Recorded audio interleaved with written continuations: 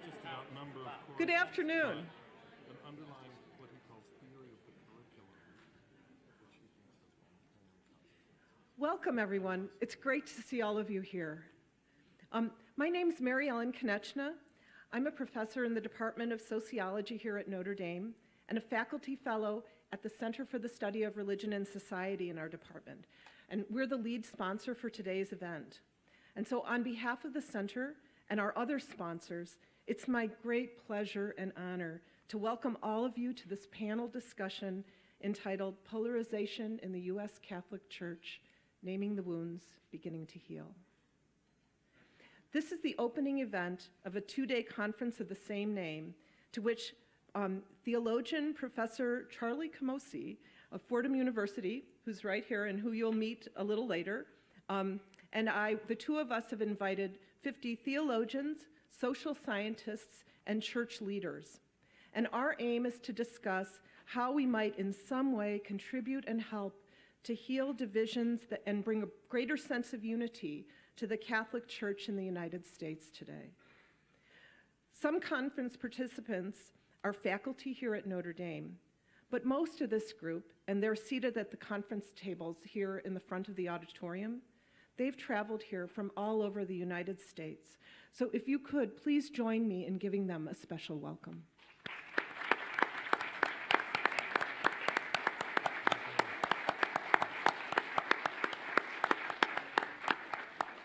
We're really glad all of you are here. Before we meet our panelists, I'd also like to thank the co-sponsors for this event. Without them, this event and the conference to follow literally would not have been possible. We're especially grateful to the Louisville Institute and our Sunday Visitor Institute for recognizing the value of this effort with generous funds. And we're equally grateful to the academic sponsors who've contributed not only money, but other essential support.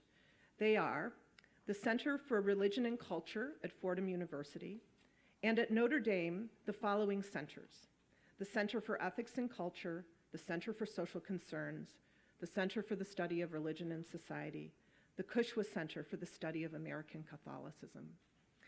Finally, we'd like to thank the Notre Dame Institute for Scholarship in the Liberal Arts for funding this event as a part of the Henkel's Lecture Series.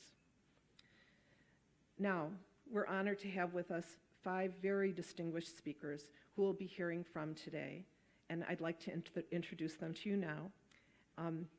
So first, and of course they're seated at the front and I know you recognize them. First, we have Most Reverend Daniel Flores, Bishop of Brownsville, Texas. Bishop Flores has served as the Bishop of the Diocese of Brownsville since 2009. He studied at the University of Dallas and Holy Trinity Seminary, completing a BA in philosophy and a Master's of Divinity. In 1988, he was ordained to the priesthood for the Diocese of Corpus Christi. He completed work on a doctoral dissertation in sacred theology at the Angelicum in 2000. In 2006, he was appointed and ordained auxiliary bishop of the Archdiocese of Detroit. Presently, Bishop Flores serves as a committee member on several UCCB committees, as well as chair of the Secretariat of Cultural Diversity in the Church. Second, especially as a Notre Dame professor, it's my honor to introduce Reverend John I. Jenkins, President of the University of Notre Dame. Elected in 2005 as the University of Notre Dame's 17th president, Father Jenkins has devoted himself to fostering the university's unique place in academia, the church, our nation, and the world. A philosopher trained in theology and a member of Notre Dame's Department of Philosophy since 1990, Father Jenkins earned undergraduate and advanced degrees from Notre Dame, a doctorate of philosophy from Oxford University, and a Master of Divinity and licentiate in sacred theology from the Jesuit School of Theology. As president, Father Jenkins has been committed to combining teaching and research excellence with the cultivation of the deeper purposes of Catholic higher education.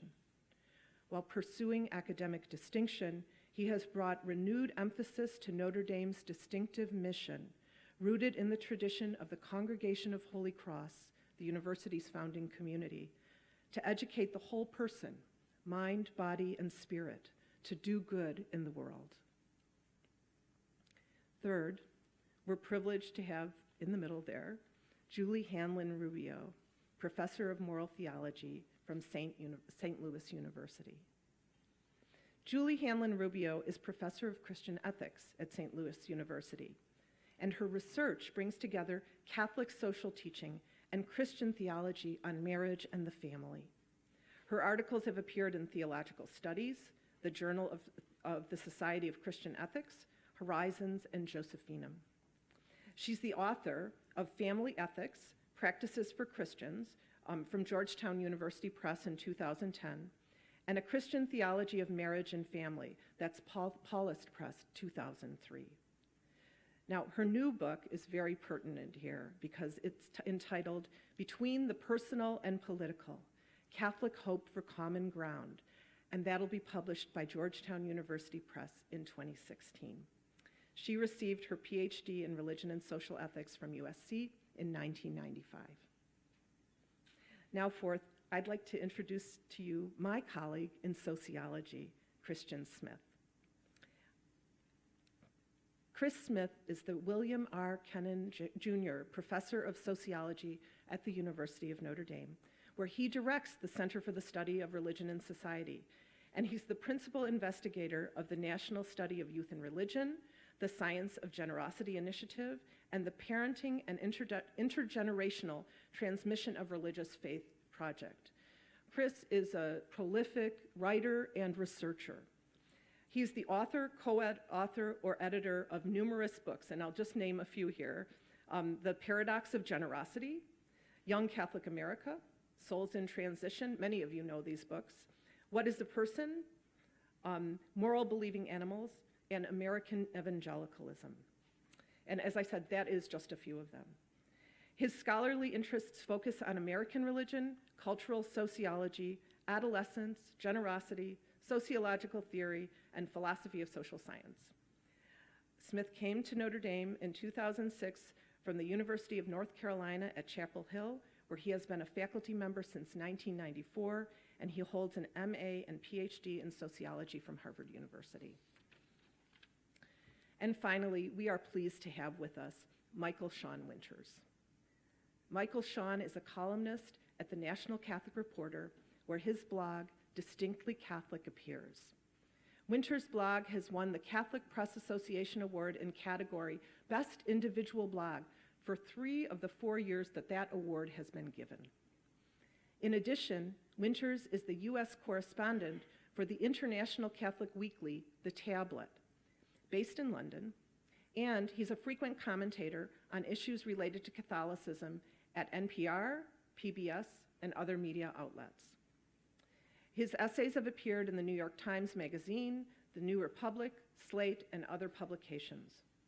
Winters is a visiting fellow at the Institute for Policy Research and Catholic Studies at Catholic University, where he helps to coordinate conferences and handles media relations, and he's the author of Left at the Altar, How the Democrats Lost the Catholics and How the Catholics Can Save the Democrats, and a couple of other books too, but I liked that title.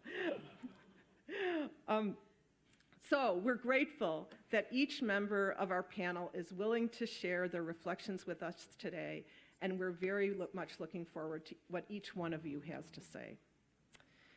So now, as we begin, or before we begin, let me just tell you the format for this afternoon's panel. Each of the panelists, in the order that I've just introduced them, will give brief remarks of 7 or 8 minutes each. Then the panelists will answer questions submitted by all of you, the audience, both here present and those watching the event on live stream. The process for submitting questions is described in the event program that you should have received when you entered the auditorium, and you may submit questions in one of 3 ways. And 2 of them are right up here. So you can tweet your questions with the hashtag #UnaEcclesia. You can email your questions to us at unaecclesia@nd.edu. So both those addresses are right there. And then if you are not as I often am, social media savvy, you can write your questions on a piece of paper, the old-fashioned way. And so I think that, that Leilani and Claire, our conference assistants, have already handed out pieces of paper, and if you need one, let us know. And they'll be looking and sort of coming down the aisles from time to time, so you can just pass your questions to the end of the aisle, and they'll come and pick them up. Okay. So now we can begin with the panelists' opening remarks. So Bishop Flores, please start us off.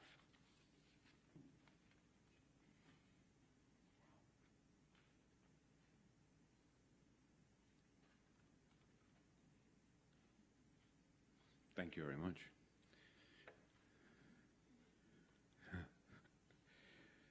It's sort of intriguing to be on a panel charged with offering conversation starters. At first sight, it appears to be a modest task, but in fact, it is quite formidable. I rather think it is best, this task, I should say, is best approached lightly in a Chestertonian sense, and not gravely. There is perhaps too much gravity and not enough levity in our circles these days. I will go so far as to suggest at the outset that until we have reached a point wherein we can actually laugh together and enjoy the simple and primary gift of being together in the same world, in the same church, and in the same room, then it is not yet time for us to discuss the issues that divide us. I want to offer briefly this afternoon a path through a few key words and phrases, and to see where that path might lead. Polarization is an interesting term. We're using it during this conference as a sort of stand-in term for something that we perceive as a perduring presence in contemporary church life in the United States. The conference brochures and publicity describe a phenomenon of divisiveness and even vitriol in our local churches and in the national discourse within the church. We are, it is good to remember, borrowing the term polarization from the language of political science, which has adopted it to speak of a tendency for extremes of opposition at times to dominate a political discourse.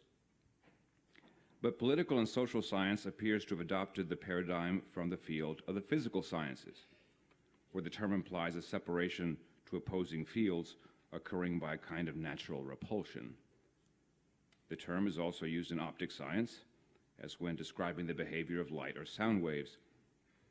It is worth noting that both magnetic polar behavior and wave patterns are natural, and in this universe anyway, inevitable phenomenon. I suspect that in the social and political sciences, some would argue that the coalescing of extremes is an inevitable manifestation in the generation and the degeneration of social dynamics. Perhaps we can examine critically during our time together if shadows of inevitable social dynamics color our optics of how we look at church life. Thus, it seems that we are here together for the next couple of days because we want to talk openly about the experience of the church as excessively marked by division into something like polar opposites. Maybe polarization is the best term, or maybe there's a better way to talk about it. I do not know. But I hope to have a better idea by the time I get on a plane home to Brownsville. For the sake of a conversation starter, though, I would like to invite us to revisit briefly how the Christian theological tradition has attempted to grapple with what we are trying to name and to help heal. St. Thomas would probably identify it with the term discordia. Now, discord, theologically speaking, cannot be understood in isolation from the Christian virtue it opposes, namely concordia. Concord is an effect of charity that leads to the union of wills. Discord is a disruption of the union of wills. Thomas notes pointedly, however, that concord is the union of wills infused with charity. It's not necessarily the union of opinions. Concordia quae est caritatis effectus est unio voluntatum, non unio opinionum. As far as Thomas is concerned, difference of opinion need not disrupt the union of wills. Related to discordia, the contradiction of wills is the problem of contentiousness, which St. Thomas characterizes as the contradictive use of language, saying things that are designed to oppose the charitable union of wills. And then there is rixa. If you look at the Secunda Secunda, you'll find it neatly described in 2 articles. Designed to undermine this particular vice, rixa is designed to undermine the union of charity by deeds.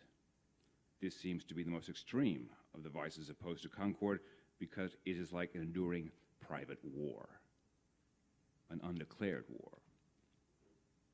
Now then, I would like to add into the mix the fact that familial language having to do with families, was adopted early in the Christian community, identifying one another as brothers and sisters, fathers and mothers, is profoundly interwoven into the New Testament record.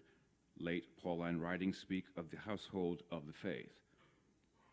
Without entering into a cultural exegesis about what such terms implied in first century Jewish, Greek, or Roman milieu, it seems safe to say that the Christians wanted to convey a series of relationships that were stable and had God as their author. In Scripture, familial language is complemented and perhaps corrected by the language of friendship and the vocabulary of charity. See how they love one another. Taken together, the language of Scripture suggests that we are connected by relationships rooted in a prior bond willed and forged by Christ himself. Baptism links the members to Christ and through him to all the other members of the community of believers. These bonds are further characterized by a kind of friendship marking the New Testament by the New Testament virtue of mutual yielding or charity. Charity is the virtue that gives life to the relation willed by Christ. Without it, we are living a show, and the world rightly dismisses us as no different from any other show that they can watch on television. I would place on the table my sense that the wounds that divide us are rooted in the loss of confidence that the members of the household of the faith actually, in fact, love one another. And I think that this loss of confidence is particularly striking when we are talking about relations that imply authority of some kind. In short, we are living in the midst of an ecclesial loss of confidence that fathers in the church love their children and that the children love their fathers. Thus, I think I would name the wound as one that particularly strikes at our relation to the father, particularly as the one who is in some way responsible for the governing of the household of the church. If both sons in the parable of the prodigal son had had faith in the love of their father, then both of them would have been at the banquet. As it happens, only one had that faith, and the other is left thinking it over outside. Hence, the doubt about the love of the father is reflected also in a doubt about whether the children actually love one another. In the parable, evidently, there are signs of discord between the brothers. In the case of the older brother, this is based on a prior discord in his relation to the father. Doubtless, the parable is primarily aimed at forming our perception of the merciful God who is Father, yet if the parable cannot in some way find analogous application of the mystery of relationality in the church, then I think we are thinking too univocally. If the first thing you believe about your father is that he loves you, then the adult conversation you have with him are likely to be of a tone and content not overly marked by easy categorization and facile dismissal. This is true whether we're talking about our natural father or our bishop. If the first thing a father believes about his adult children is that they love him and they are disposed to be patient with him, then the conversations are less likely to be defensive and rancorous. That our current struggles with discord and contentiousness, not to mention rixa, coincide with a wider cultural breakdown in familial cohesiveness is at least worth noting. What might be helpful is to begin identifying how cultural categories that are not necessarily compatible with the gospel have corroded our sense of the primacy of charity and mercy within the household of the church. Right, left, conservative, traditional, radical, intransigent, liberal, etc. are all examples of descriptive terms that exempt the person from the trial of having actually to listen and to know the other person, as person, and as a person related to me. We should note and then lament the loss of a discourse of respect and affection. All of which leads me to propose that the uncritical adoption of political paradigms for our discourse serves tragically to preempt the gospel primacy of relation. For us, the first question is not, what are you? It is, who are you to me? And for the Christian, the answer is always the same. You are my brother, you are my sister, you are my father, you are my child, you are my mother, and I am your son. and I am your daughter. The relation is prior in being to the conversation and to the disagreement. But if the relation is not apprehended at the start of the discussion, what happens then? Well, we might as well ask what happens when salt goes flat. The Christian primacy of relation should be understood in the context of the wider aim of the new law. Its aim has always been the infusion of new life into old and wounded relationships, relations with God, a trinity of persons, and with one another. The praxis of mercy, so central to Pope Francis's preaching in life, begins at home. The relation is prior, but for us, it seems, it is not so easily acknowledged. The father has to ask if he is governing with the mercy of the kingdom, and accept the fact that his adult children may rightly ask him the same question. Are you governing with the mercy of the kingdom? The son or daughter outside the party or the banquet also has to ask for a grace to see things differently. That in the end, a father who loves you can make many mistakes, but he will not cease being my father in the full affectionate use of the term. Without a renewal of the primacy of relation in our dealings with one another, the church fades into the gray pragmatism of ordinary life, indistinguishable from a world convinced that social dynamics and human relations are governed by some social law totally unaffected by the redemption. Thank you.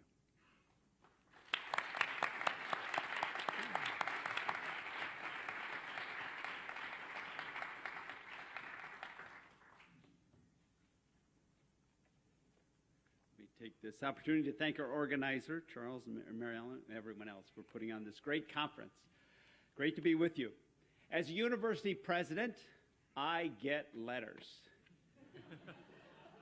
Many of them complain about everything from the cost of higher education to the win-loss record of our football team.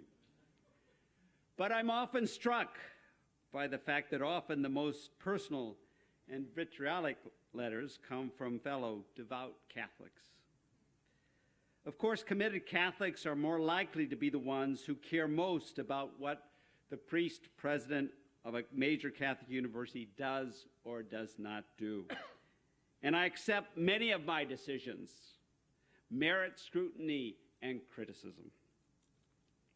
So I understand why they write. But why is the language so harsh, so personal? Why does the most caustic language come from sisters and brothers with whom I share a faith in Christ and am called in the church to build a civilization of love? Now, Catholics certainly do not have a monopoly on polarizing rhetoric, and I think our divisions are best understood in the context of wider polarization in society that leads to much of the nastiness in the public forum and political dysfunction. What is at work here? Harsh, polarizing rhetoric in the political sphere is not formulated to convince those who are the target of the attacks. No clear-thinking politician thinks he is going to win over opponents by calling them depraved and misguided. The language is intended, rather, to galvanize the like-minded in a common antipathy. Why? A political tactician knows that she needs only 50% plus one vote of those who go to the polls to actually vote. There's no point to gaining favor with those on the other end of the political spectrum. Moreover, she or he needs sufficiently motivated supporters to give money, to campaign, and to go out to vote.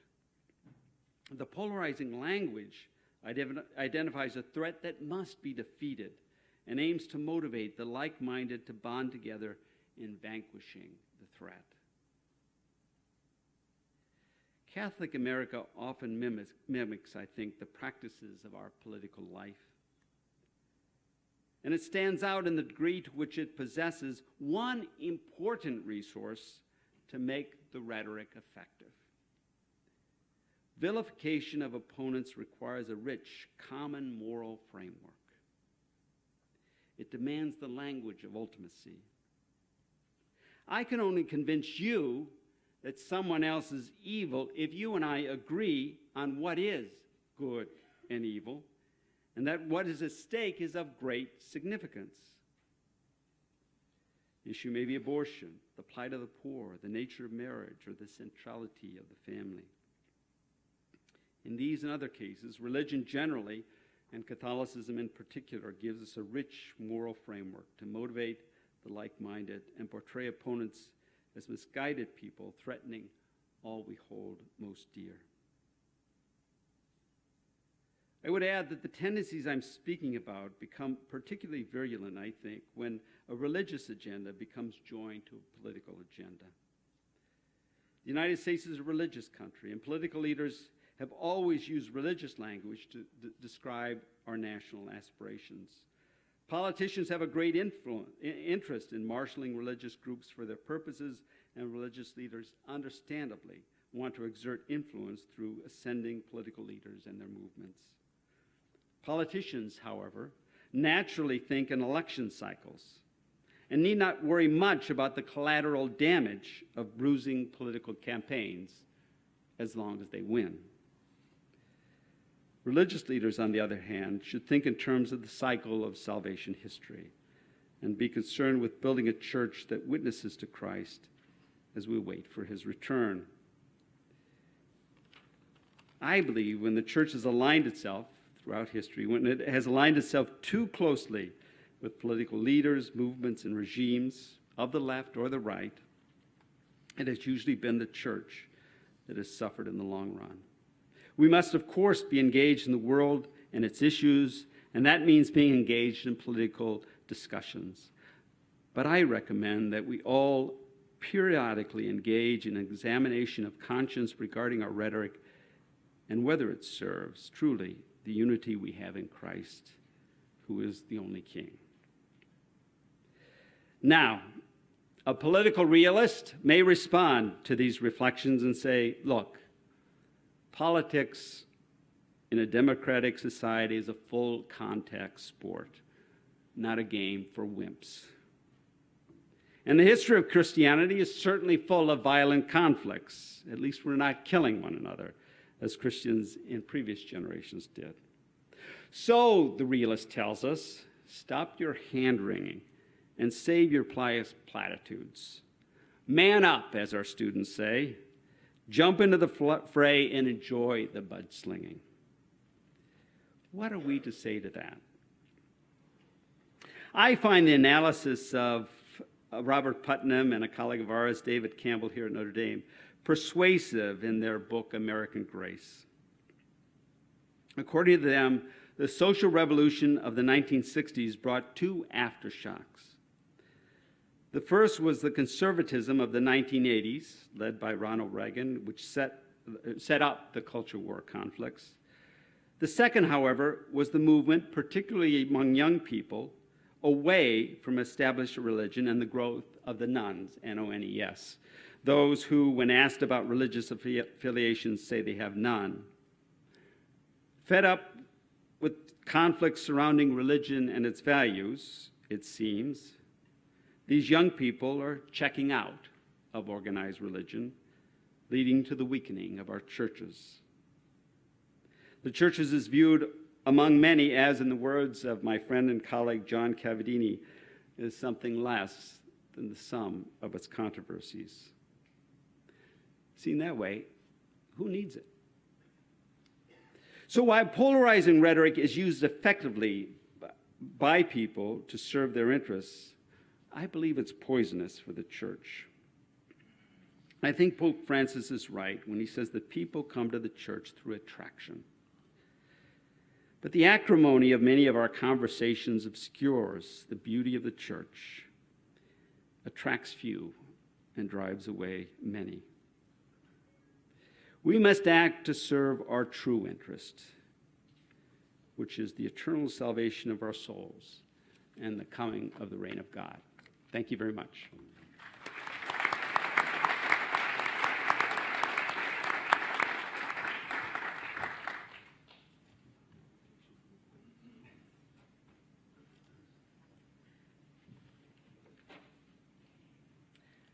hope of this conference is that we can get beyond polarization. One key assumption is that people perceive more division than there actually is, in part because they focus on so-called hot-button issues. This is important because if we're closer together than we think, then maybe dialogue is more possible than it sounds. And to some extent, I share this presumption. For most of my career, I avoided hot-button issues in my field of family ethics. I've found that when it comes to dilemmas, over here, here, this is better? Great, thank you, sorry. When it comes to dilemmas of ordinary life, most Catholics have shared hopes and worries, and there is plenty that we can talk about. Still, I don't think it's possible to ignore hot-button issues altogether. This conference also presumes that in order to heal, we have to name the wounds that push us apart. And issues related to sex and gender are sources of wounds for many Catholics. We have to talk about them before we can move toward the common ground we seek. And what do we mean by church? Do we include those who don't attend Mass regularly, as well as those who have in some way distanced themselves from the church, those whom some researchers give the labels disaffiliating or deconverting? Many of these people still have some relationship to Catholicism. My inclination is not to exclude them when we talk about polarization in the church. And if we talk to those on the edges, we will hear a lot about sex and gender. The sexual abuse scandal is by many accounts their most pressing concern. So many are alienated by Catholic teachings on sexual issues. Some are uncomfortable being associated with an institution that has an all-male leadership team. Even if people don't always cite these issues as the primary reasons for their distance from the church, when they criticize the church for hypocrisy or focusing too much on rules, I don't think they're thinking about Catholic social teaching. Wounds related to sex and gender lead many to walk away, even if not to completely shut the door. But even if we go to the most committed, we'll still find that concern about sex and gender. Polarization can be the most pronounced among those who are most deeply invested. In a recent book comparing two representative Catholic parishes, one traditionally conservative, the other self-consciously progressive, a sociologist found that views and practices related to sex, gender, and marriage and child-rearing were crucial to the religious self-understanding of both groups and to their alienation from those on the other side. Polarization may look different, though, for African American and Latino Catholics. There's more concern about immigration, inequality, mass incarceration, and racism. These issues are often not prioritized by white middle-class Catholics who champion family values, yet they shape people's ability to form and sustain strong families. This is precisely why the Synod on the Family was so important. Pope Francis understood that it was in relation to family that people most needed the Church to be merciful. The Synod was significant because of its processes. In preparation for it, Catholics around the world were given the opportunity to answer survey questions, asking them if they understood and accepted Catholic teaching. Many were happy to see the Church open a conversation and encourage vigorous debate. Yet, the Synod also suggests the difficulty of trying to move beyond controversial issues. Attempts to soften the language used to talk about gay and lesbian Catholics, as well as the proposal to allow some divorced and remarried Catholics to return to the sacraments, were greeted with jubilation by some and with great consternation by others. One commentator wrote that if these proposals were accepted, it would put the Church on the brink of a precipice, encouraging doubt and confusion. Meanwhile, others worried that the Synod would conclude without changing anything. So controversy divided us once again. While it's tempting to look the other way, we can't dismiss sex and gender issues. We have to listen to those deeply wounded by sexual abuse, to young adults who are alienated from church teachings, to married couples using contraception, to single parents struggling against the odds, to those who long for a church with women leaders, to gay, lesbian, and transgender Catholics. But we also have to listen to the pain of those who stand with the church and against the culture on those very same issues, and increasingly feel unable to speak lest they be labeled intolerant. It's in relation to sex, marriage, and gender that people feel judged, excluded, and alienated no matter what side they're on. Of course, we can't stay here, not if staying means debating the rules. Instead, we have to bracket some of these debates and move to a space where progress is possible. On sexuality, can we talk about just and loving relationships? Can we follow Pope Francis and care for the grain without growing impatient at the weeds? Can we talk about how to help people sustain their capacities to express and practice fidelity in and outside of marriage? Can we talk about the social structures that are needed to support families living in poverty? On gender, can we talk about discipleship? Can we talk about how men and women can best utilize their gifts in their families and society? Can we work together to reduce sexual violence and abortion? Can we find space for women leaders in the church? I don't mean to suggest that this kind of bracketing is easy or without controversy, but is it possible? If it is possible, if we manage to make any progress during this conference and beyond, it will be because we embrace Pope Francis's profound understanding of church. Near the end of Evangelii Gaudium, the Pope exhorts us to cultivate a willingness to face conflict head-on, to build communion in disagreement, to see others in their deepest dignity. And this is what we saw him encourage at the Synod. In his final speech, after claiming remarkably that it would have been disappointing not to have debate like this, he said, "This is the church who is not afraid to roll up her sleeves to pour oil and wine on people's wounds, who doesn't see humanity as a house of glass to judge or categorize people. It's the church that's not afraid to eat and drink with prostitutes and tax collectors. The church that has the doors wide open to receive the needy, the penitent, and not only the just or those who believe they're perfect." This is the church. And this is the vision we have to keep in front of us over these few days. It will give us the courage to name the wounds as we know them and seek healing not in walking away, but in striving for unity.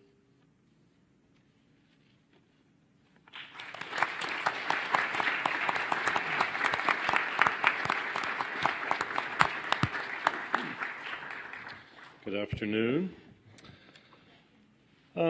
My contribution here is very specific. My perspective and the point I want to make is very specific. I don't speak as a theologian or as an ethicist. I speak primarily as a sociologist. And we in social science have the idea of the need to what we call establish the phenomenon, which is to say, before getting to analyzing, explaining, and responding to something, to take the time to really figure out what the something is that we're responding to.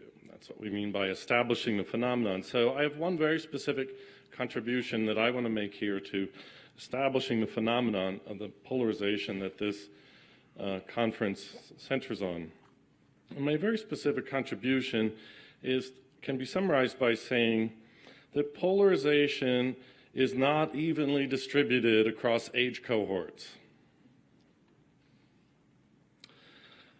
And it's important that people of different age cohorts not project the issues that were their issues, or that they grew up in, or that they've been ensconced in, onto others who are perhaps older, but I would especially want to focus here on those who are younger.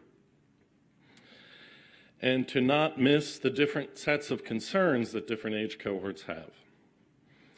Now, there's a group of Catholic sociologists who have studied the American Catholicism long before I came along. I'm thinking of people named like Bill D'Antonio, who's here with us, Jim Davidson, and others who have made the idea of generation central to their analyses.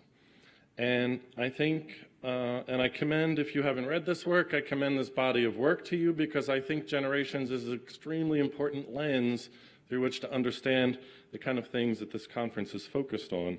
And I don't wish to oversimplify, but to make my point in my few minutes, the kind of polarization we're talking about here, I think, very much revolves around a certain kind of Vatican II era, Vatican II generation, the hopes that were raised and for some dashed, the expectations that were felt, and where things went after that. And the main point I want to make here is that millennials, those who are now in their 20s, maybe their early 30s, probably even teenagers today, are just, for the most part, now I'm going to say there's a small exception, but for the most part, just in a very, very different place than these sort of earlier Vatican II-oriented generations. First of all, the vast majority of millennial Catholics just don't really care about the Roman Catholic Church as an institution. It's just not, they're not hostile to it, they're not antagonistic, they're not fundamentally dissenting. It's just more a matter of indifference. And for many, even if they understand themselves to be Catholic or serious or committed Catholic, the background presupposition is any religious faith is finally, what really matters about it is finally a very personal, even individual, even private matter. They're aware that, of course, religions are institutionalized, but as far as young people, the vast majority of young people are concerned, the institution is sort of like the packaging of something. What really matters is what's inside, and the packaging ends up in the recycling bin.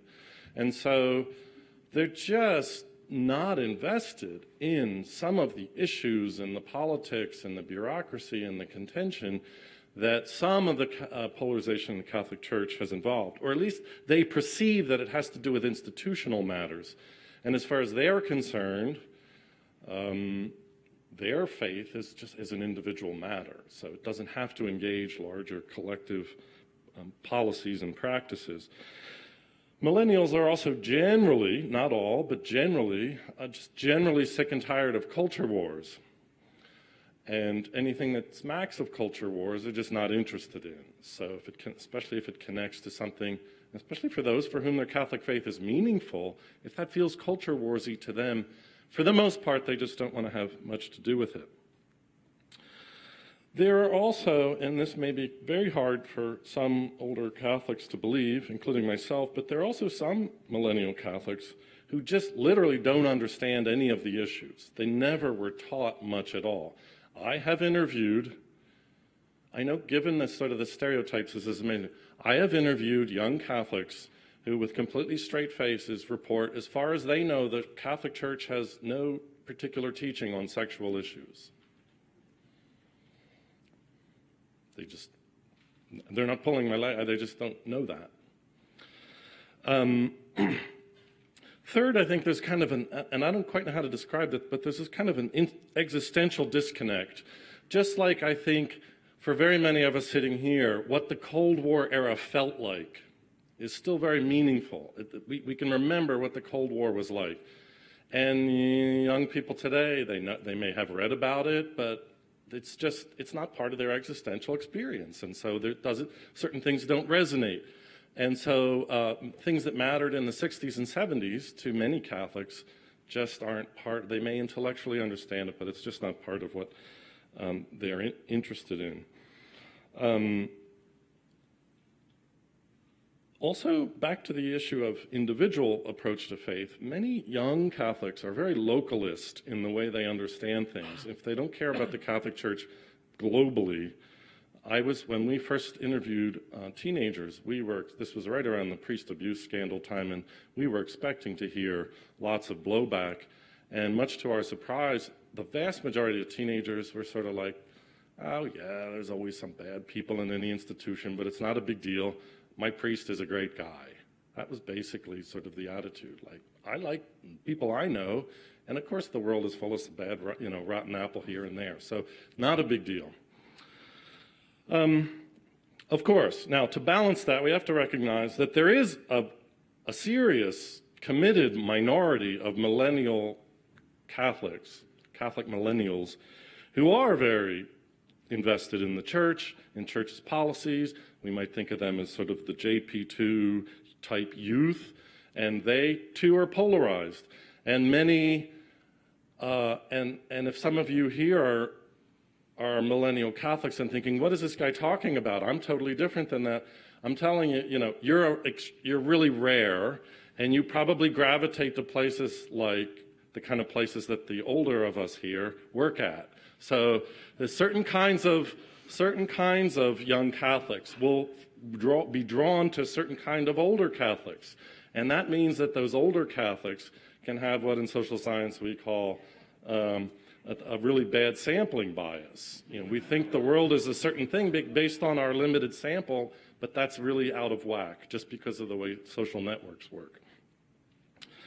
So there is and I think it's an important minority of younger Catholics who would fit what we're calling polarization. But we shouldn't lose track of the fact that that's a very distinct minority.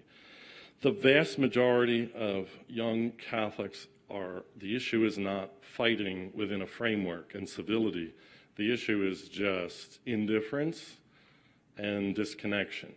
I'll give you one statistic and then I will be done. I did a study over 10 years of a group of teenagers, and we followed them as they grew up into their 20s.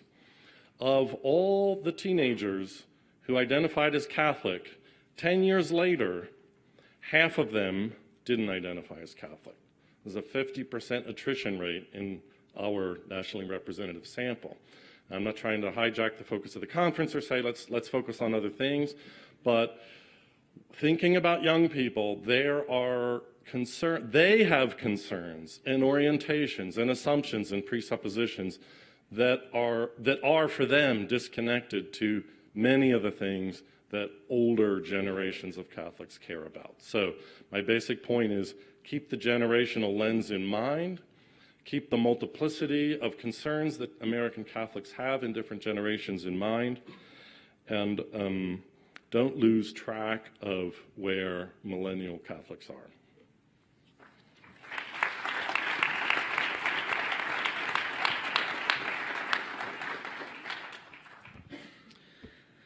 Jacques Martin once said that we're born into the world with a liberal heart or a conservative heart. In any event, it's not something we can change.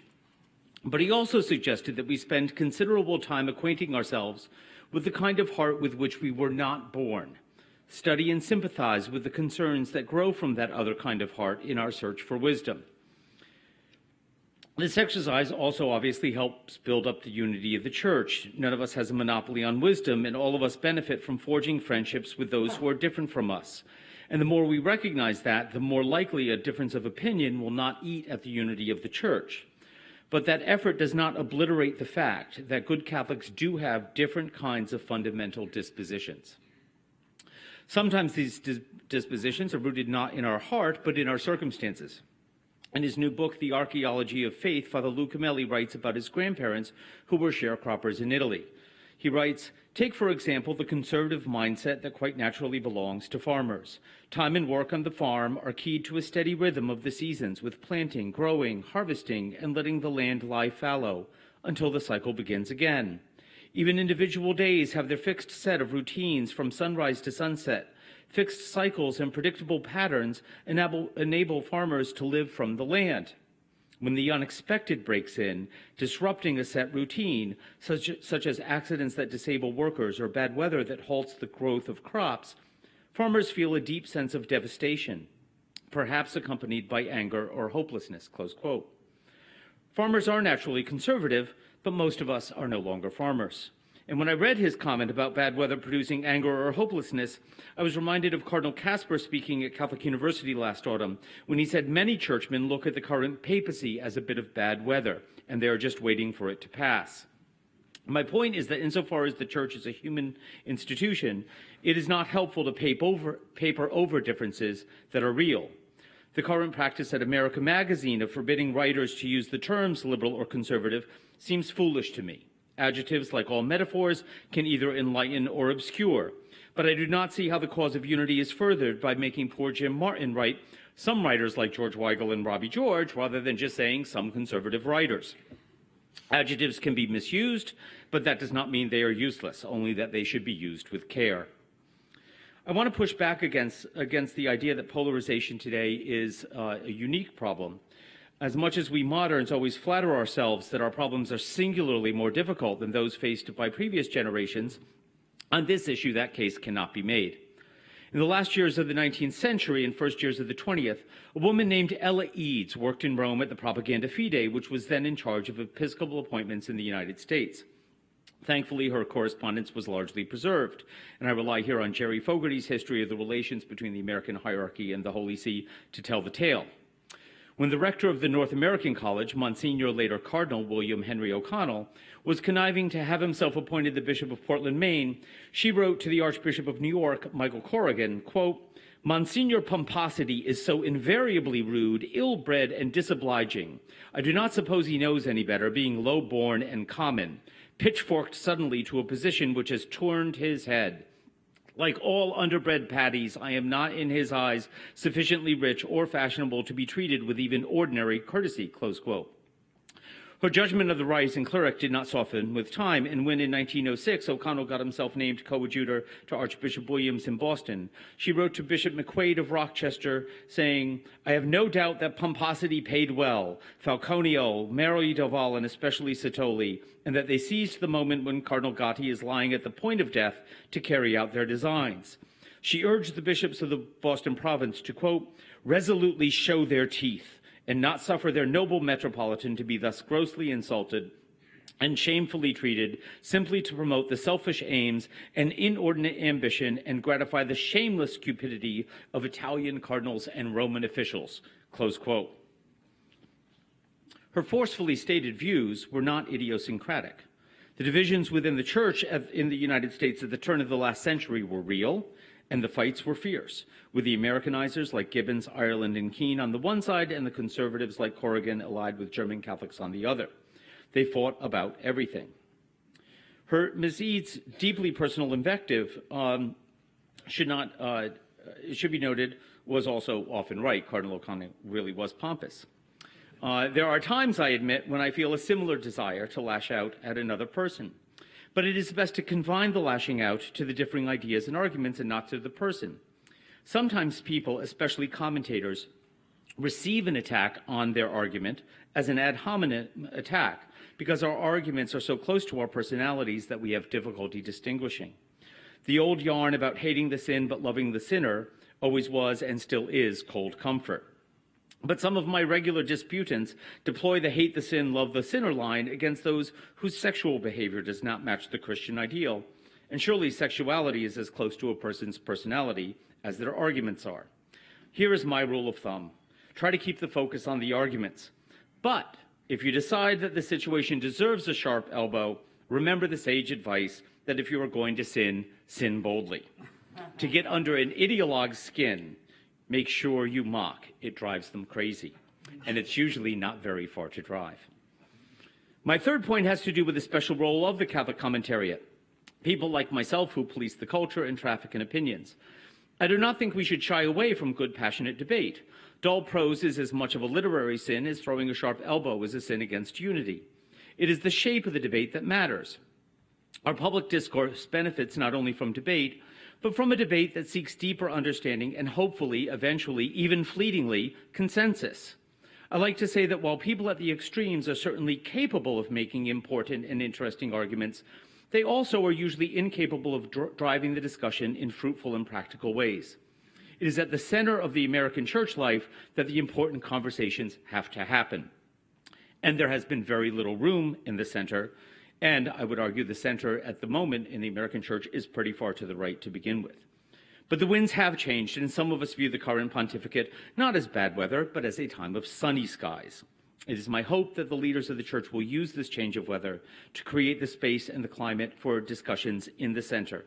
Pope Francis is encouraging debate and discussion, and I certainly commend the organizers of this conference for attempting to do precisely that. I would submit that there should be a price of admission to this conversation, actually two.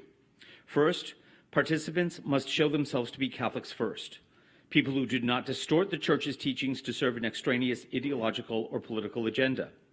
They must operate intellectually from what Father Bob Imbelli calls the Christic imagination and have their arguments rooted in our Catholic intellectual tradition. Second, participants must be willing to call out their own side, their own team, if you will, and to do so with some regularity.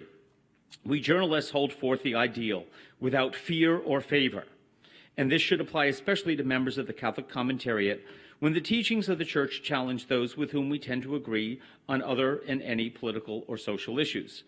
Once those two prices of admission are paid, I think a fruitful dialogue can take place. So 2 cheers then for attempts to constrain polarization within the Church. But I also have to say, when George Weigel calls that beautiful Mass at the border last year, with those powerful images of Cardinal Sean O'Malley and Bishop Jerry Kakanis distributing Holy Communion through the slats of the border fence, when Mr. Weigel calls that Mass, quote, an act of political theater, close quote, I'm going to call him out. And if that increases the degree of perceived polarization, I can live with that. As long as we walk through this veil of tears, sometimes our values are incommensurate. Thank you, Isaiah Berlin. We know that we seek but will never attain the unity of all knowledge.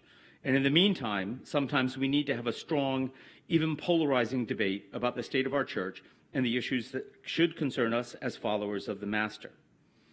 I suppose the conference organizers are now wondering why the hell they invited me in the first place. So let me end on a more cheerful note. A couple years back, I had to write a review of a book that I found not very good. The author, whom I did not know, replied angrily. I replied angrily, polarization in spades. Then last December, the Holy Father gave a talk in which he called all of us to reach out to those in the church from whom we were alienated.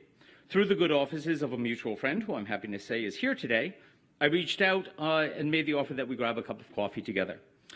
We had a thoroughly enjoyable 2 hours of engaged, non-confrontational conversation and pledged to do it again.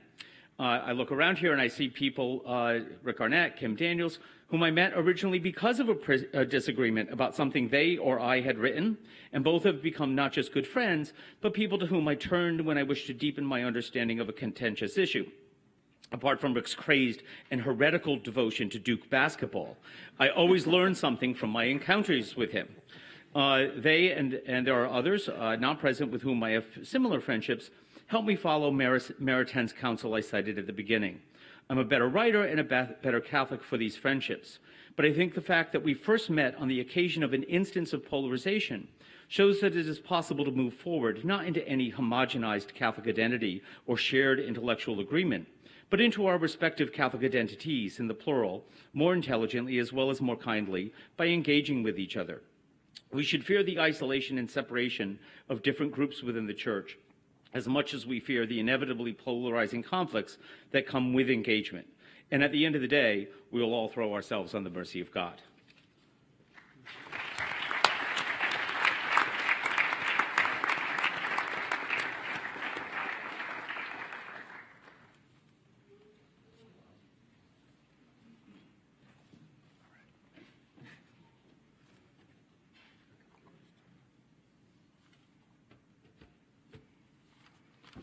So I hope everyone who has the desire to write a question on a piece of paper has had the opportunity to get a piece of paper. If you haven't, please raise your hand and someone will bring that around. I've been monitoring Twitter and Mary Ellen has been monitoring the email. Please continue to use those methods of submitting questions. There's a lot to do, so let's get started. We have about 45 minutes. So the way this is going to work, I'm going to ask a question, Mary Ellen's going to ask a question, and then we will go to questions from the audience. So in the first question, I'd like to put Michael Sean Winter's last point about rejecting kumbaya. in conversation with the remarks of Bishop Flores and President Jenkins. How do we reject kumbaya and yet call each other out in love and in mercy of the kingdom, right? What does it mean? What does it look like for Michael Sean to do that with George Weigel? I guess that's my question.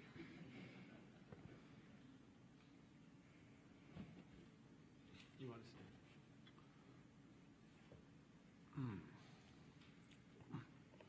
Well, I think there's some precedent in the Christian tradition. I mean, I honestly think that for example, the ongoing conversation, we could call it, between Augustine and Jerome, which was quite striking, and you could even move up to Erasmus and Thomas More, that there's nothing wrong with a strong and precise language.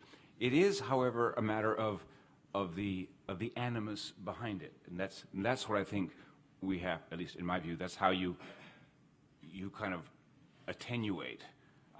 I like the issue about the importance of adjectives, but I also think adverbs are important.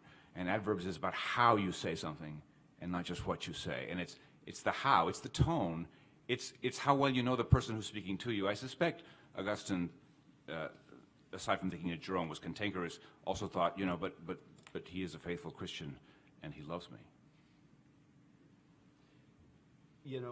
I would say, and thank Bishop for that.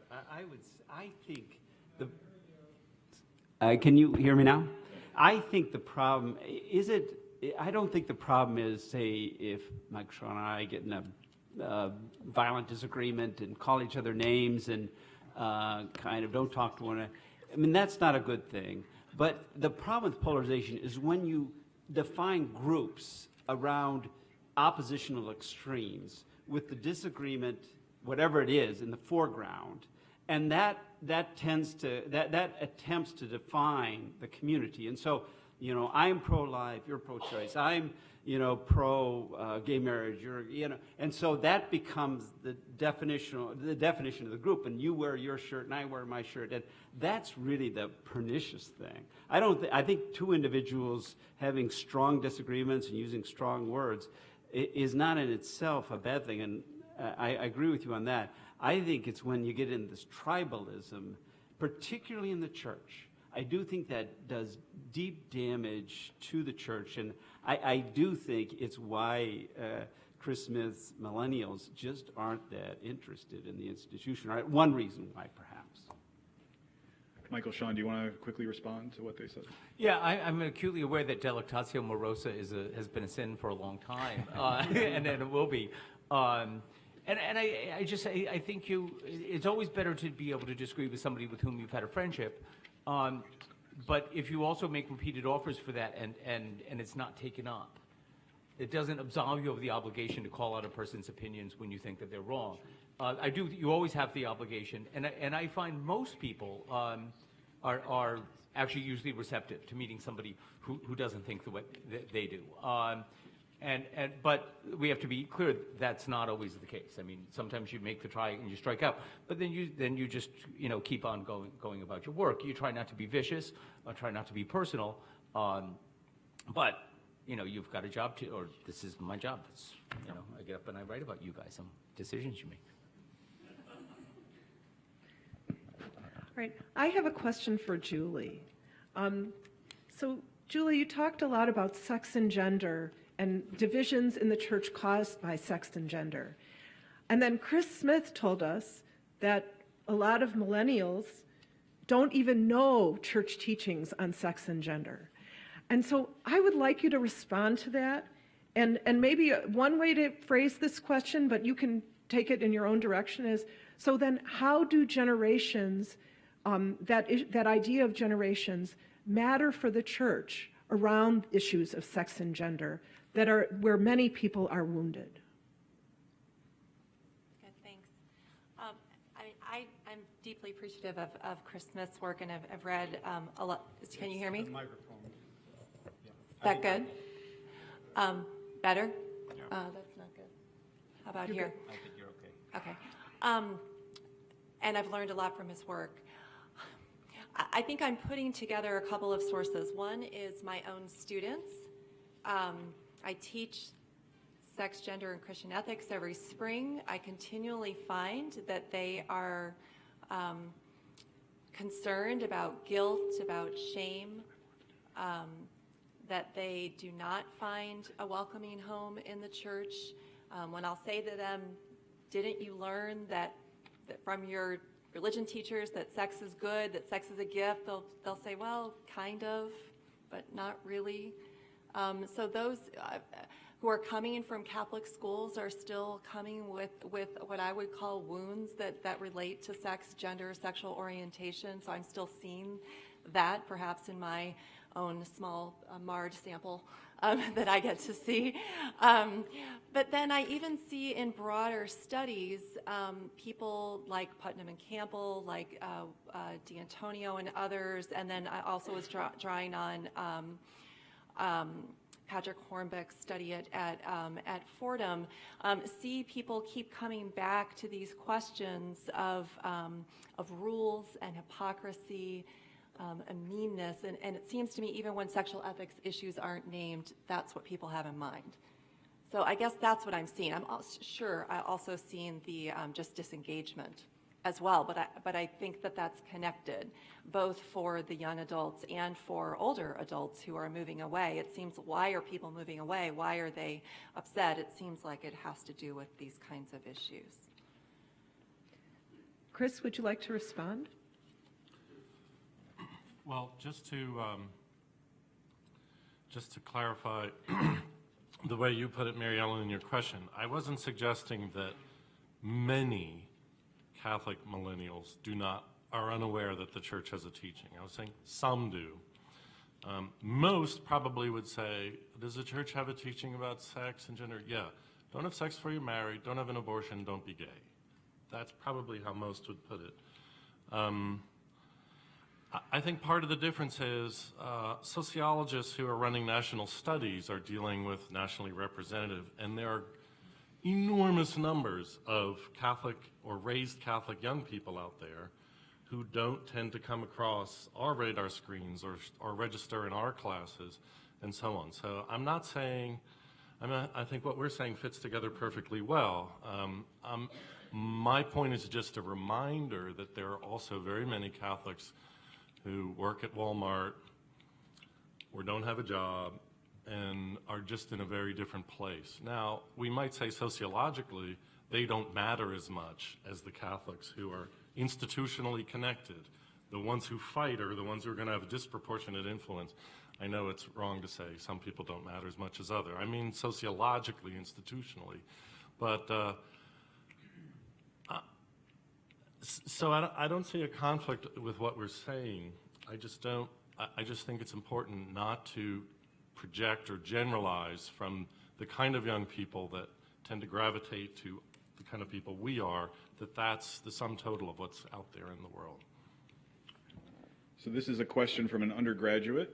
I am neither a JP2 Catholic nor an indifferent millennial.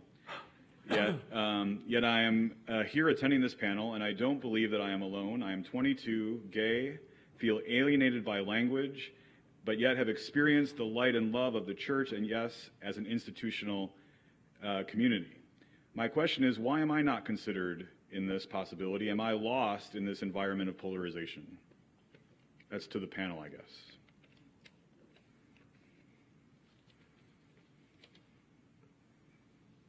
No, you're not lost. I'll jump in. Young people. I went through a period, just developmentally, where I grew indifferent to the church, and for a long time, it remained an interest to me in which, but not. I never really realized it was an intellectual interest. It was the great gift of meeting Monsignor Lorenzo Albacete, who reacquainted me with that. I can't think of anything more normal than the idea that somebody who is 22, gay or straight, would feel a certain degree of alienation from a church that often seems to be talking about things that don't matter to them, or even on those issues that they're talking like this, especially on the issue of gays and lesbians. We're here in Indiana. I don't need to tell anybody This is an issue that has changed a lot. The U.S. bishops, as they wrestle with this, are often, and how they deal how we as a church and an institution and as employers deal in a society which has come to accept same-sex marriage. And they're constrained by a 2003 document from the CDF. And on this issue, unlike almost any issue I can remember in my lifetime, 2003 was forever ago. I mean, it just seems, you read it and you just, it's like reading Chaucer. And you're like, oh my God, who taught, so, and then when you actually look at it, it's a fairly subtle, interesting document, but the language is all wrong. So I don't know when the churches, the teaching church and our bishops are going to move on this. Now it's all intermingled with the religious liberty issue, which is terrifying for the future of religious liberty. It's terrifying for the Pope's trip. Can you imagine if the Pope comes to America in September and talks about religious liberty the way that issue has been talked about by some very prominent U.S. Catholic bishops? That trip goes south really quickly. President Jenkins, do you want to get on this? I just handing on. I think that's just a remarkably hopeful comment that person made. Look, listen to us. Half the church is polarized, mad at one another. Half the church doesn't care. What a mess. But here we have a young person who says, look, this is pretty interesting. And, why? I mean, I think we have to keep asking ourselves, whatever polarization Pope Francis calls, he is the most popular man on the planet. I mean, I think arguably he is. Even, I just heard with people who describe themselves conservative Catholics, 97% approval. What does he do that makes him so interesting? I just think he puts at the forefront not the thing we're mad at one another about. He puts at the forefront Jesus Christ, the mercy of God, the possibility of a community based on love. That is really interesting. And so I guess I take from that, there's opportunity here. I mean, if we just can get beyond kind of the mudslinging and the kind of small bore institutional battles to focus on what really this reality of the church is about, I think there's hope. Kumbaya. Bishop Flores? Just to comment on that, I think that was a very well stated question that we were just given, and in a certain way, it kind of gives a good window into how to understand, I think, what Pope Francis is asking the church.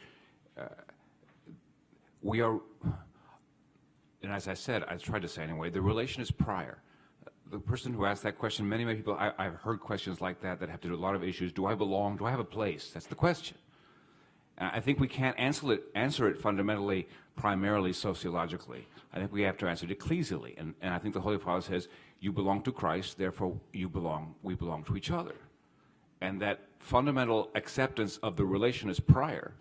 And therefore it's an invitation to live that relation of accompaniment, which I think is, and that in a certain sense, ecclesially, we have to go out and find and re-engage people who, for very different reasons, are not, in a lot of different reasons, are not living the polarizing issues.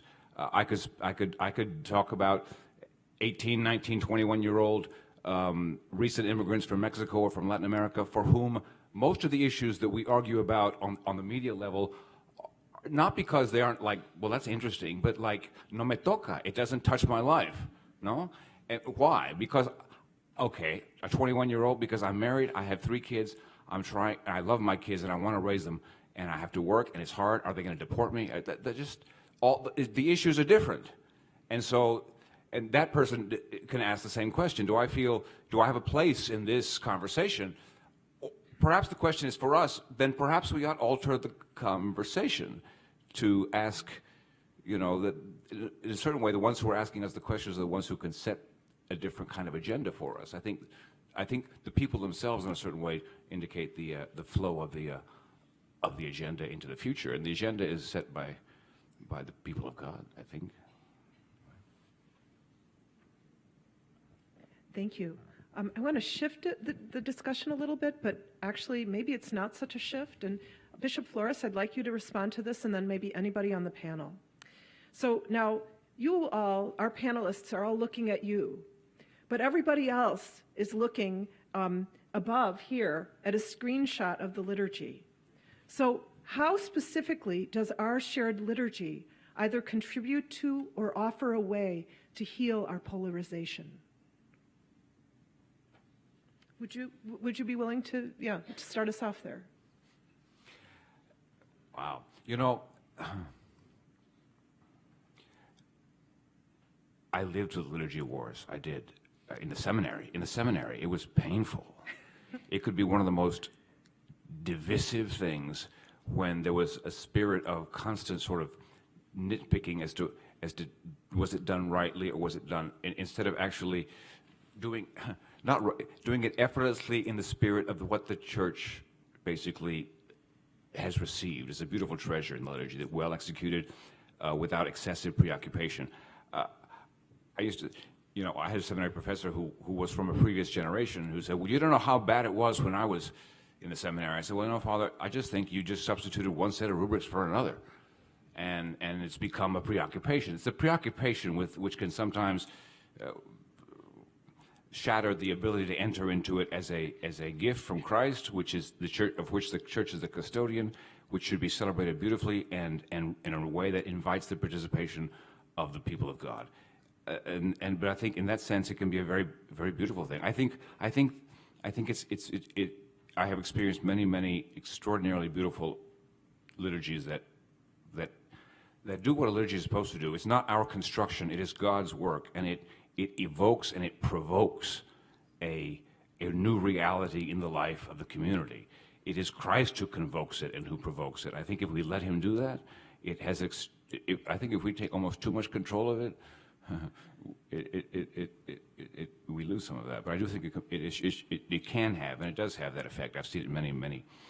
I'm very fortunate in the Diocese of Brownsville. We have tremendous participation, especially during Holy Week. I mean, it's a very strong cultural custom in South Texas or in Mexico or in Latin America. People, it's not a holy day. It doesn't matter. We go. No, the kids, they put on the passion plays. They do, and yes, the kids, they get into it. They're the Roman soldiers and they're doing the whips, and but it's a way of living this, and it prepares them for the liturgy. It's more than just, however, the liturgy itself. It's all that goes around it. And I think one of the things that we in the Church of the United States need to recover is a sense of the devotional communal life that leads to the liturgy and flows from it. I think, in my experience, we put too much expectation on what the liturgy of the Mass can do to make a community. Julie, may I ask you to respond to the same question? Sure. I think that the liturgy can be all of that. It takes a little while. You're okay. It can also be a space, I think, that increases polarization for some of us. It can be a space where a lot of people just can't connect, where they hear sermons that are deeply problematic for them, where for many it's difficult to come week after week again and see mostly men up on the altar. Especially those, I'm thinking of my women students who feel a call to priesthood.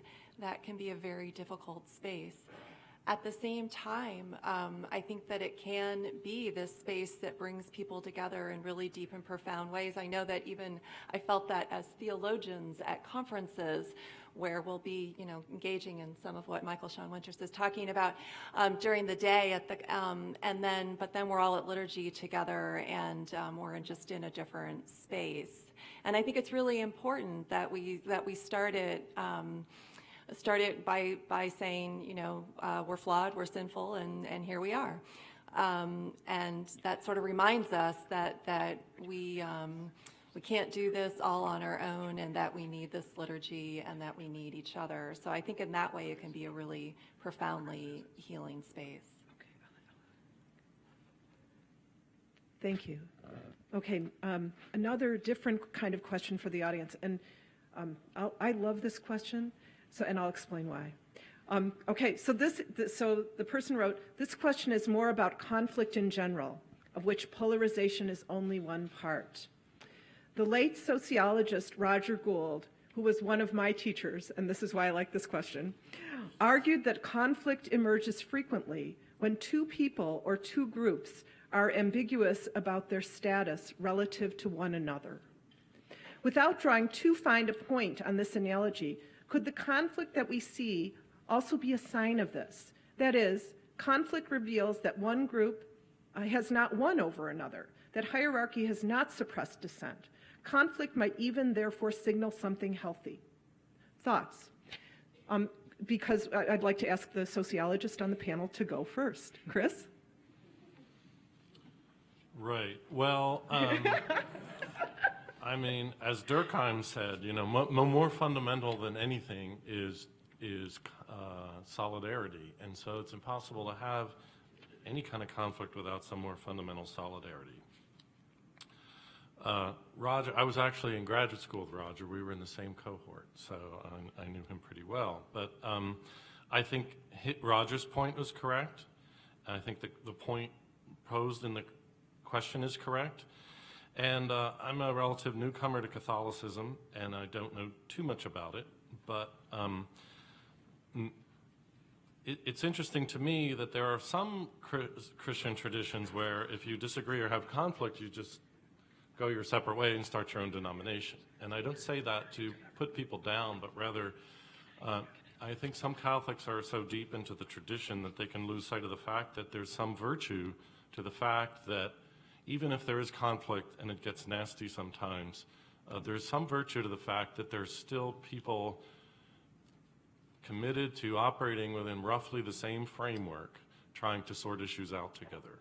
That's not unimportant, and that's not necessarily typical in human social life. So that doesn't resolve anything, it's not an answer to anything, but it does speak to the question of liturgy. You know, very many Catholics, I mean, even though some young Catholics will just leave the church, very many Catholics also say, well, whatever the disagreements are, there's still always the Eucharist in the end. And I think that says something important, that it's important, again, it's not the answer to everything. It doesn't make anything easier, but I think it's important to keep in mind as a perspective that there is a framework within which the conflict is being worked out. And the fact that there's a framework and that the framework presupposes some kind of deeper solidarity or shared commitments is not insignificant in all of this. Father John, could I ask you to follow up on that? In particular, this idea that conflict emerges when two people or two groups are ambiguous about their status relative to one another. Do you have thoughts on that? Oh boy, that's a little above my pay grade there for a sociologist. I don't know. But I guess my only thought is, Mary Ellen may not be with it, is just you know, the problem is the conflict. I mean, I think I couldn't agree more with Chris. It's great, people disagree, they care, they have opinions, and they stay together and they argue it out. Nothing wrong with that. I think what's wrong with is that polarization is that sort of we get to the point where we're not talking to one another, or we're sort of condemning one another, talking at one another. That's what we have to avoid. Thank you. So no one's mentioned the internet, something with which millennials are generally familiar. Is the kind of letter that Michael Sean Winters talked about just fundamentally different from how we communicate today? And does that contribute to polarization in the church today? That's to anyone that wants to answer.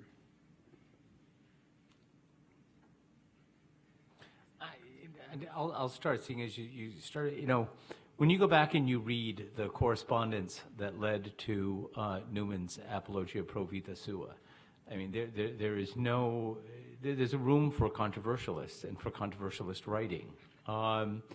And they were throwing daggers at each other. I don't, whether it's a quill and a scroll or on an internet. My fear of the internet is actually different, and it's twofold. One is the possibility of anonymity, which is obviously a wonderful thing if it's being exercised by a human rights activist in China, who's using the internet to communicate something that if their name was attached to it, they would be imprisoned or worse. On the other hand, I think anonymity in an open society like ours can be very, very damaging, especially to the person who is using it in unhealthy ways. And then the other concern I have is that it introduces a very thin sense of solidarity. So I was out having drinks with one of my neocon friends who I have drinks with regularly to find out what they're thinking. And at the next table, there were 5 20-somethings, all of whom simultaneously were doing this. And I just thought, why did you bother to get together for happy hour? I mean, this you can do from your home. And I think I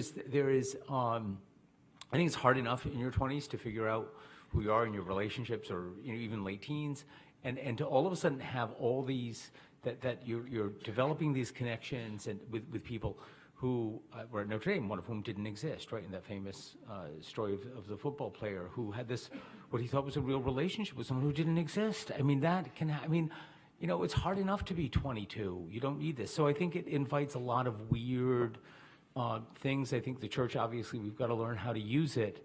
But I don't see it as a community building tool, except at a very initial kind of way, the way like you have a welcome party for new neighbors, okay?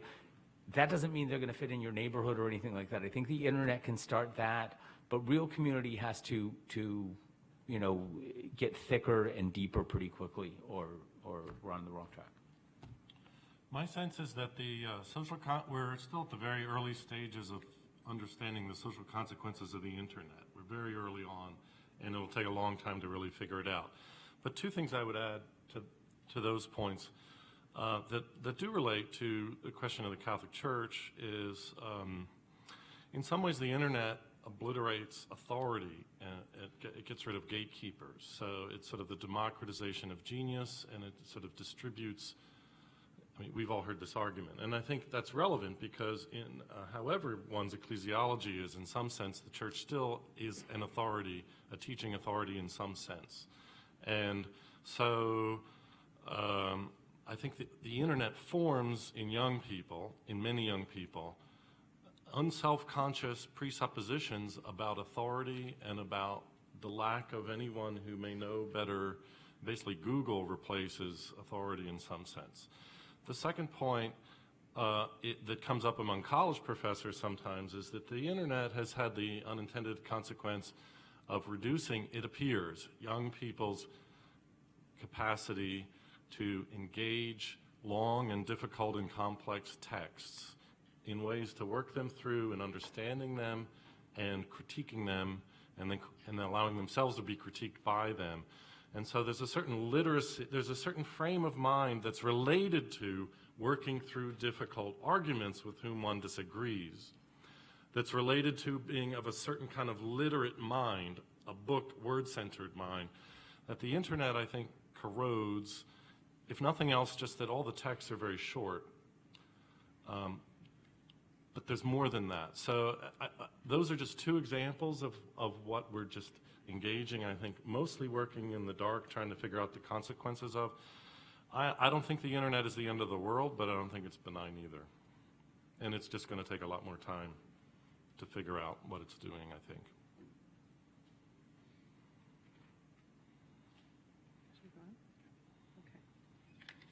Okay, again, a different kind of question. And this is a question for all speakers. So how do we find the common ground, and this is actual action, not just conversations, in order to address the polarized issues within the church and society? So what does action look like? Bishop. Well, I just give 1 or 2 examples. In my diocese, I tend to invite. I have some very, very strong volunteers for who help with our work with immigrants. I always invite them to come to our pro-life events, because I have a very strong group of pro-life activists who give a very young people, across the spectrum, who are very dedicated to that witness, and it's a very important witness. But what I find is that in reality, these are individuals who don't necessarily know each other or work with each other, or maybe they just assume they wouldn't like each other. I don't know. But I always say, Jesus came and he spoke to those whom society had decided were not that important. And the world today that is from the unborn to the undocumented to the dying, and that we need to give a common witness about that fundamental decision on the part of the church to stand with those. But what I find in the reality is that they're different. Now, nobody can do everything, but they're different groups who are working with different ones and don't necessarily. There's probably a long history of why that conflict is there on the social justice side, on the pro-life side. I scratch my head about it because I see the deep, profound unity of this. Why we need all of these things in the life of the church. But I invite people to come to things they wouldn't already come to. Come to them. Meet the other people. Meet who's working on this issue. And then other people to go. And this could be applied in a lot of different sort of. We have some very strong, active people who in the life of the church who give themselves to what. So it's not just a cause. It is an aspect of the church's overall witness. I want people to stop thinking of it as this is my cause. This is something God has called you to do for the good of the whole church, but it's also other things going on too. And it's good to know what those are and go talk to those folks. We'll all learn something if we just talk to each other about why we're doing what we do. Would someone else like to answer that? Also, thank you. I think that most of the polarization is around politics and rules. So when we're closest to those areas, that's where the polarization comes out, so that the common ground can come out most easily when we're focused in other realms. So if we're talking more about virtue ethics and growth and formation, there's a lot more room for conversation because it's not a place where we have clear-cut lines. So there's a lot more we can say about what it means to love somebody well, to be a good married person, to be a good parent, to be a good child, all of those things. And then I also think there's still this other realm, if we look at the principle of subsidiarity, which pushes us to consider the communal and the local, that's where we actually have a lot more overlap as well. I think in practice, the disagreement is more up here than down here. So if we get people working together on things that happen at the local realm, whether they have to do with poverty or abortion or end-of-life care, any of those issues, there's a lot more room for healing.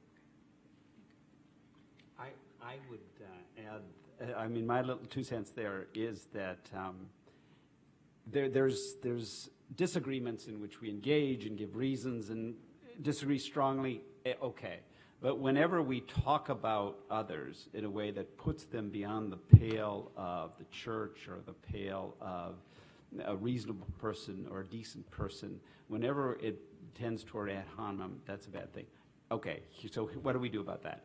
Everyone in this room do an examination of conscience regularly on how you speak to others you disagree with, right? And how do you embody sort of healthy disagreement, a loving disagreement, a disagreement appropriate for Christians, and how do we feel? And I'll start first because I'm probably the biggest sinner here, but I think that, and then if that could grow, I mean, if we could see that, just as we confess other sins, that if we could include that on the list, and frankly, it falls on me as a priest and on church leaders to kind of exemplify the right way to do it. And I will say, I mean, I hate to say it, but we're not doing very well on that score. I mean, I think we only have to read the newspaper to see kind of church leaders speaking very badly of others. And so anyway, that's my thing. Everyone do an examination of conscience tonight on that score. Yeah, I just because I'm going to be the contrarian of the day. I agree absolutely, Father John, with what you just said. But I also want to just say what I'm telling you, they're not going to give me dinner. But it also, I'll get this sometimes where I criticize somebody and they say, "Oh, you can't do that. They're a really nice person." I call this the Ava Brown was good to the cats, argument. That the fact that you're a nice person, especially if we're evaluating a politician, I don't care whether they're nice people. I mean, what I'm saying? I mean, there are political. If you want my vote to be president, I care who your economic advisors are. I care what your views are on the Mideast. I care, you know, I hope you're a nice person. I hope you have, you know, some support from your family and stuff. But it turns out it's like canonizing popes. This is insane. We have to stop this, people. Different skill set. You know, I mean, I don't, it's also really self-referential. I don't care, you know, I want a pope to be very effective, and sometimes in a position of leadership, that means firing people. That means taking, I mean, it makes making some tough decisions. I'm conscious of our time, so we need to move on. Do you want to make one last point on that? No, that's Okay. good. Could okay. I say one thing? Yeah. Sure. So, again, at the risk of being playing into the sociologist geek identity here, if I had to say one thing for an action rule, it would be if somebody blows somebody else up, they have to get together with them face to face and talk with them. So in the research in the 50s and 60s on which whites and blacks actually changed their minds about each other, came out of that what's called social contact theory, and basically people mostly change their minds about each other or modify their views of each other when they have two conditions. They actually have a face-to-face relationship over some period of time, and they're roughly the same social status. That is, if the person is your chauffeur, it's probably not going to change your mind. But if they're your every once a week coffee conversation partner, it will. And so I'm a great introvert, and so it's very easy for me to flame people with words and walk away. But I think if the rule was, if you critique somebody, you're morally obliging yourself to meet with them in person over a beer or dinner and talk it out. I think just that one thing would have incredible moderating effects on all sides around. Not just preemptively, like, I'm going to have to face this person, so I better be careful what I write, but also just learning and seeing the complexities of seeing that one's opponents are actually acting in good faith, even if you think they're completely wrong. So I think we have time for two more questions. Professor Rubio highlighted the issue of women's leadership in the church, and Bishop Flores had a provocative suggestion, and correct me, Bishop, if we get this wrong, about adult children calling out their bishops when they fail to show the spirit of the mercy of the kingdom. How might we think about these two ideas together? What does this look like?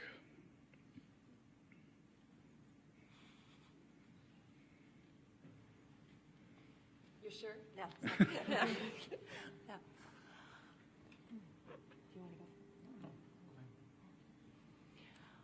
Well, I think that this might be an area in which we have room to grow that we haven't explored. There seem to be some good conversations happening now, exploring possibilities. And I think this is an area in which women and men, not just women, who envision a different sort of future, do need to say to their priests and their bishops, we know that the church has a history and a teaching and reasons for its tradition, but surely there's something, there are some ways in which we can grow, and can we explore those? And this is really important to us, and it seems to me that if we don't ask those kinds of questions, many young adults who might be with us are simply going to walk away.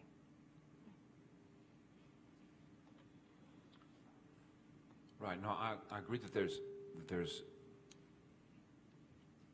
ways forward, and that we need to think, and we need to talk in kind of that spirit which is rooted in that sense of the father and the adult child, or the mother and the adult child, and in that sense of how that kind of a conversation happens. I do think that that's a fundamental problem in our culture right now. I mean, not just in the church, is how adult children talk to their parents and how parents talk to their. I think that's just in talking to people, that's a big issue, and I do think it's related in the church. How do we do that? I sometimes think people are too different. I mean, I get all the time, "Oh, Bishop, I don't want to." Well, go ahead and tell me. I mean, at least tell me what you're thinking. I mean, and because I'm a father. I think has to listen to his kids. I mean, I think, but again, and you love them, and you listen, and sometimes you can make things better right away. Sometimes you can't. But I think if you hear what the issue is, then we can figure out a way to move in a better direction that at least identifies what the pains are on both sides. But it's an adult conversation. I think that's what has to happen. Okay, a last question. This is a little more concrete in some ways than some of the things we've been talking about. Which Catholic organizations would you like to see the most come together to discuss their commonalities rather than their differences? So I think this gets a little bit back to what Chris had said about contact theory. So anybody on the panel, if you would please respond. Apart from the USCCB, I'm sorry, that's a joke. I'll start. I'll give an example. Earlier this year, in response to the situation in Oklahoma and a statement from several leaders of the USCCB, our editor at National Catholic Reporter reached out to Greg Erlinson, who's here, and to America Magazine and the National Catholic Register, and the four of us came together and for the first time ever issued a joint editorial calling for the immediate end of the death penalty in the United States. I don't think that it was thoroughly unprecedented. It made up quite a splash. I don't think it made up enough splash because it appears Oklahoma is just bound and determined to, in some other states they're going to find other ways to kill people. But all four editors get credit because typically the extremes call them out. What are you doing dealing with them? Why are you doing? They're the bad guys. And it was around a common theme. And I think we have to aggressively look for those moments where we can come together and make common cause. I think, Bishop Flores, what you said about inviting the pro-life group to the immigration group, the immigration group to the pro-life group. If both get, guys, both of you are concerned about the uns. That's what Christians do. If somebody is made an un by the society, that you are a marginalized person, we don't care about you such that we call you an un. You're the person who is after the Lord's heart and therefore after the church's heart.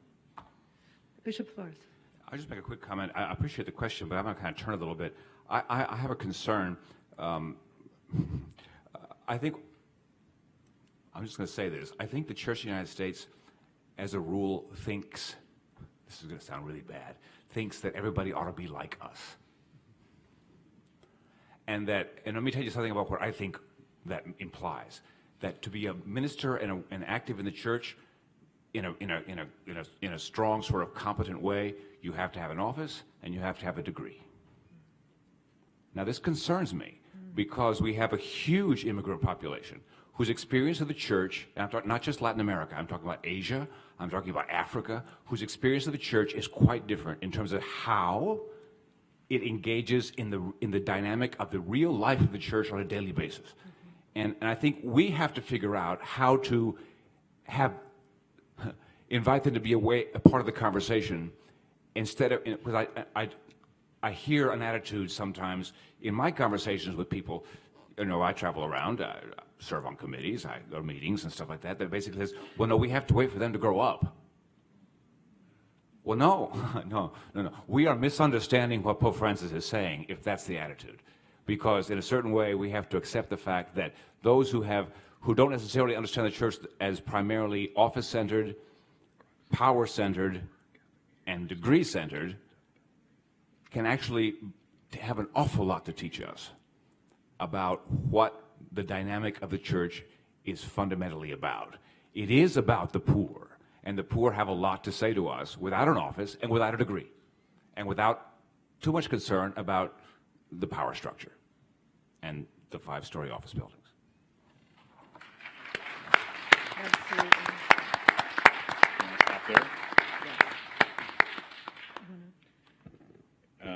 I think he just dropped the mic, so that means we have to stop. Do you want to give us our final remarks? Well, just actually an announcement.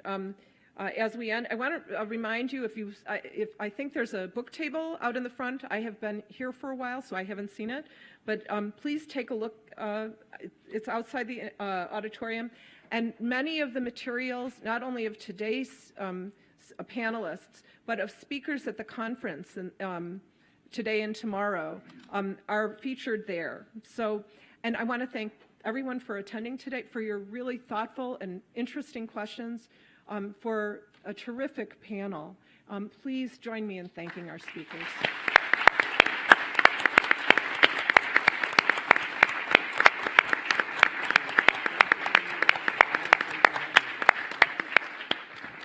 Also, the video will be cacked on the conference website.